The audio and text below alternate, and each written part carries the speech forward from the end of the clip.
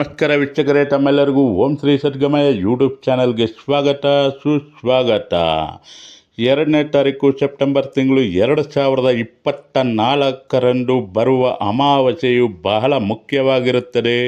ಆ ದಿನ ನಾವು ಕೆಲವು ಕೆಲಸಗಳನ್ನು ಮಾಡುವುದರಿಂದ ಜೀವನದಲ್ಲಿ ಸಂತೋಷ, ಶಾಂತಿ, ನೆಮ್ಮದಿಯನ್ನು ಪಡೆಯಬಹುದು ಅಂತ ತಿಳಿಸ್ತಾ ಇದ್ದೀನಿ.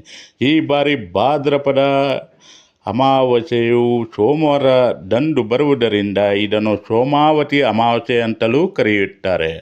ಇಂತಹ ಸೋಮಾವತಿ ಅಮಾವಾಸ್ಯೆ ಎಂದು ಬ್ರಹ್ಮ ಮುಹೂರ್ತದಲ್ಲಿ ಪುಣ್ಯ ನದಿಯಲ್ಲಿ ಸ್ನಾನ ಮಾಡಿ ಹಿರಿಯರಿಗೆ ಅಂದರೆ ಪೂರ್ವಜರಿಗೆ ತರ್ಪಣ ಬಿಡುವುದರಿಂದಲೂ ಅವರ ಅನುಗ್ರಹವು ಪ್ರಾಪ್ತಿಯಾಗುತ್ತದೆ ಅಂತ ತಿಳಿಸ್ತಾ ಇದ್ದೀನಿ.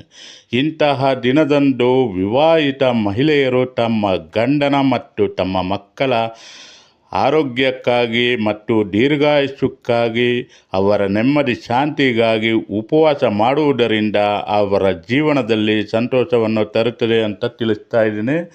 ಮತ್ತು ಸೆಪ್ಟೆಂಬರ್ 2, 2024 ಭಾದ್ರಪದ ಮಾಸದ ಅಮಾವಾಸ್ಯೆಯು ಬೆಳಿಗ್ಗೆ 5:21ಕ್ಕೆ ಪ್ರಾರಂಭವಾಗಿ 3ನೇ ತಾರೀಕು ಸೆಪ್ಟೆಂಬರ್ 2024 ಬೆಳಿಗ್ಗೆ 7:24ಗೆ ಕೊನೆಗೊಳ್ಳುತ್ತದೆ ಅಂತ ತಿಳಿಸ್ತಾ ಇದ್ದೀನಿ.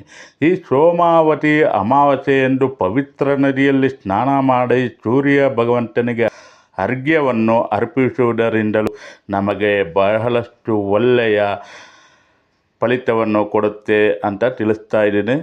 ಮತ್ತು ಈ ದಿನ ಭಗವಂತನಾದ ಶಿವನ ಆರಾಧನೆಗೆ ಮೀಸಲಾಗಿರುವುದರಿಂದ ಈ ದಿನ ಸೂರ್ಯೋದಯಕ್ಕೆ ಮುನ್ನ ನದಿಯಲ್ಲಿ ಸ್ನಾನ ಮಾಡಿ ನಂತರ ಹಸಿ ಹಾಲಿನಲ್ಲಿ ಮೊಸರು ಮತ್ತು ಜೇನುತುಪ್ಪ ಬೆರೆಸಿ ಶಿವನಿಗೆ ಅಭಿಷೇಕ ಮಾಡಿ ತುಪ್ಪದಿಂದ ದೀಪವನ್ನು ಹಚ್ಚಿ ಶಿವನ ಚಾಲಿಸವನ್ನು ಪಠಿಸಿ ಈ ದಿನ ಉಪವಾಸವೂ ಮಾಡುವುದರಿಂದ ವೈವಾಹಿಕ ಜೀವನದ ಸಮಸ್ಯೆಗಳು ಮತ್ತು ಅಡೆತಡೆಗಳು ನಿವಾರಣೆಯಾಗುತ್ತದೆ ಮತ್ತು ಸಂತತಿಯನ್ನು ಕೂಡ ಕೊಡುತ್ತದೆ ಅಂತ ಈ ಮುಖಾಂತರ ತಮ್ಮೆಲ್ಲರಿಗೂ ತಿಳಿಸುತ್ತಾ ಈ ವಿಡಿಯೋನ ಮುಗಿಸ್ತಾ ಇದ್ದೀನಿ. ಇಂತಹ ಮಾಹಿತಿಯುಳ್ಳ ವಿಡಿಯೋಗಳನ್ನು ನೋಡಲು ದಯವಿಟ್ಟು ಓಂ ಶ್ರೀ ಸದ್ಗಮಯ ಯೂಟ್ಯೂಬ್ ಚಾನಲ್ನ ಸಬ್ಸ್ಕ್ರೈಬ್ ಮಾಡುವುದನ್ನು ಮರೆಯಬೇಡಿ ಅಂತ ಕೇಳಿಕೊಳ್ಳುತ್ತಾ ತಮ್ಮಿಂದ ಬಿಡುಗಡೆ ಪಡೆಯುತ್ತಿದ್ದೇನೆ.